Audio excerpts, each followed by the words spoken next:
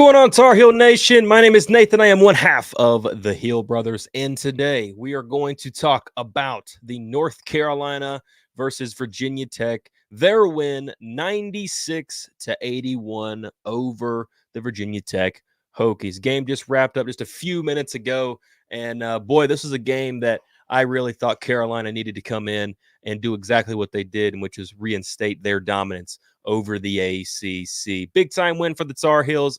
Virginia Tech was not going to lay down in this game, and you could clearly see that. This was a team that was highly motivated to come out here and prove a point and try and contend with one of the top teams in the ACC and also the country. Absolutely. I freaking loved the way this team played on offense tonight. 96 points for the Tar Heels.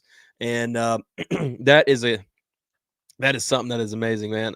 I have been preaching so much over the past, especially these past few games, that there needs to be some movement on the offense. And I've been talking so much about, Carolina just having four players out on the perimeter and having Armando Bacot in the center, and them, getting beat by the 3-2 zone a whole lot, and it's really hurt the Heels a lot throughout these past few games, starting against Georgia Tech. Absolutely go Heels, man.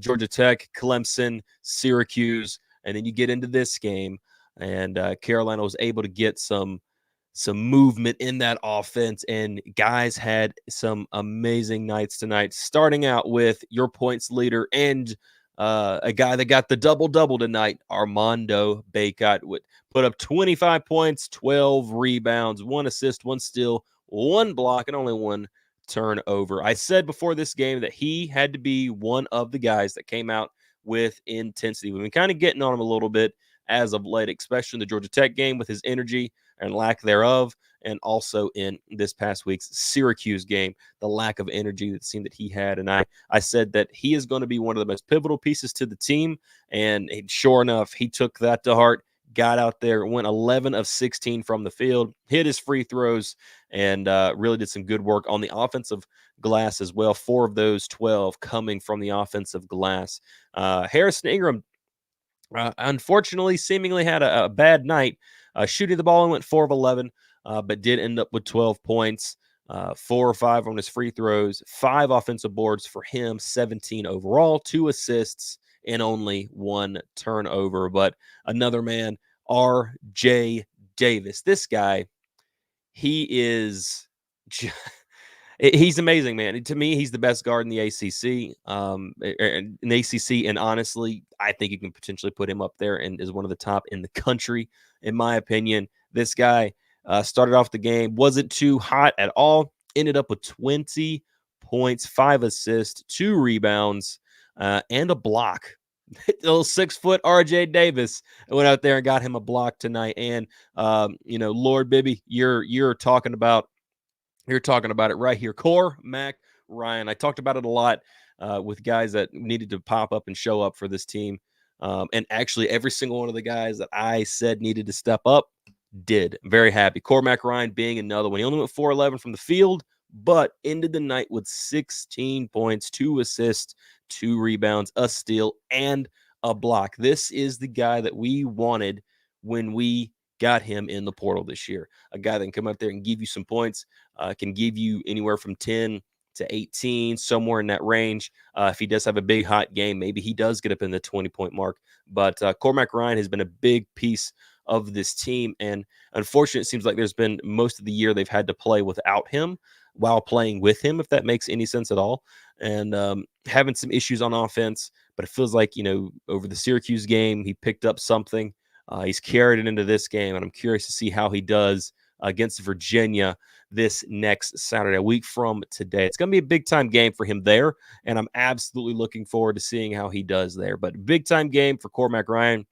And also, guy off the bench, Jalen Washington. I keep talking about this guy. I guess I'm like the leading supporter for Jalen Washington. And me and Alan have kind of gotten back and forth about it, but came in there, got some minutes. It doesn't give me the minutes so far right now on ESPN. That hasn't updated. I'll hit the refresh really quickly. Okay, the minutes are in. He got 10 minutes tonight, went 3 of 4 from the field, 1 of 2 from the free throw line, 2 rebounds, got a block, and put up 7 points. A guy that got out there and did exactly what you needed him to do. He come out there and give you a little bit on the offensive end, and he absolutely provided you with a little bit of defense, and it got you some much needed minutes there.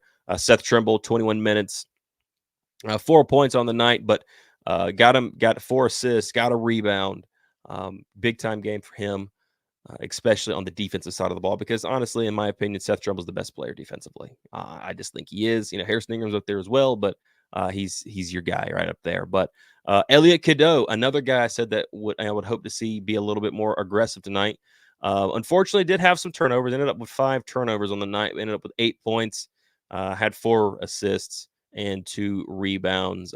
Not the most flashy game from Elliot Cadeau, but definitely a game that he did contribute very well from that. If you look at the stat line and some of the things he did off the, kind of off ball, and that doesn't pop up in the stat chart, it was very much needed tonight. North Carolina, in my opinion, this is a game you felt it was going to be kind of passionate, just because of one of the more key things being Tyler Nickel being on the other side. I did feel like that did play a part in it. He did play 27 minutes with 5 of 8 from the field, knocked down 4 threes, and ended the night with 14 points on 3 blocks, 1 assist, 1 steal, and 1 rebound. The guy had himself a pretty decent game tonight. Got to give you credit there. But you kind of felt like this was going to be a game in which Carolina was going to get tested. I forgot all about Nickel. Honestly, I didn't. I was keeping an eye on that guy, man. He had himself a night and was very active on the defensive side of the ball. It's a guy that you honestly miss. To be, in my opinion, I think you miss that guy. I hope he does well over there at Virginia Tech, and obviously, he showed tonight he's got the ability to go out there and get you some much needed points. Would like to have him back on my side, but hey, that's just the way that it is. But I felt like this game was going to be a little bit more passionate, and it ended up being that. But Carolina being able to come out and rally after everything that's happened over the past, week to 2 weeks now, starting with Georgia Tech, Clemson, Syracuse, like we've all mentioned, the struggles against Miami, even though Miami is a sneakily good team, they needed to come out here and put up a statement win. And the defense, in my opinion, could have been a little bit better. I did notice some issues there. It kind of felt, especially in the back of the second half, the back half of the second half, where they were just kind of letting guys just blow by them and get to the rim for easy layups. Got to shore that up. You don't want that to be the case, because, let's say you are up 11 on a pretty good, solid top tier, maybe top 25 team. You're not going to be able to consistently do that and just expect to, well, if they get a layup, it's all right. We'll just go back there and get another bucket. You never know, man. So they got to clean up that a little bit. But, for North Carolina to come out, win by 15 against a team that can clearly stroke it from deep, for sure. They only shot 26% tonight, but they've shot a lot better from the field than that. Overall, Virginia Tech from the field shot 41.8, hit 90% of their free throws. North Carolina shot 51.5% from the field, 33%, which is about their average. From the 3-point line, it hit 82% of their free throws. It's just all around good night for North Carolina. And yes, absolutely. Armando Bacot had a game out there tonight. It's good to see. And Armando Bacot just, in my opinion, just keeps solidifying his place and his claim to being up in the rafters. I don't think he's going to get the National Player of the Year or anything like that. I don't think he's had that kind of a season, in my opinion. But maybe they should make an exception. We'll make that a thing. If you're listening to this, tell me in the comments what you guys think. Do you think Armando Bacot, at the end of this season, whenever it's over, should he be made an exception and put, considering everything he's done at Carolina, all the stats that he's broke, everything, and should his number and his name be put up in the rafters of the Dean Dome? I want to know. Let me know down in the description or down in the comments, and we'll chit chat about it a little bit. Personally, I think he should. I really do think he should. He's done an amazing job. He is the life and soul of North Carolina basketball right now, and I just think, considering everything that he's done, the season's not over yet. We never know what kind of a season he could end up rattling off in the last few regular season games here into the ACC tournament and also into the national tournament. I'm curious to see, how he does. But in my opinion, I think he does deserve to get out there and have his name up in the rafters. But North Carolina coming out with a big time win tonight against Virginia Tech.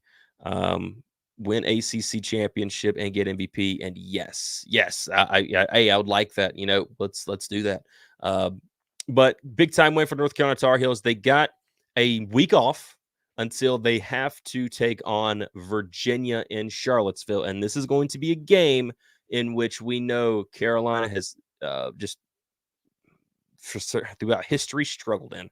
They struggle in Charlottesville, and it's going to be a big time test. Hopefully tonight they've kind of got the wheels rolling again. They've run into some issues as of late. It's their 20th win. They're 20-6 now, 12-3 in the conference, and it's time to go out there and knock out probably the hardest team that you have left on your schedule outside of Duke, and get out there and see if you can't prove to beat a top 25 team as Virginia comes in currently right now at 21. We'll see if they stay. I'm pretty sure that they will after Monday's AP poll.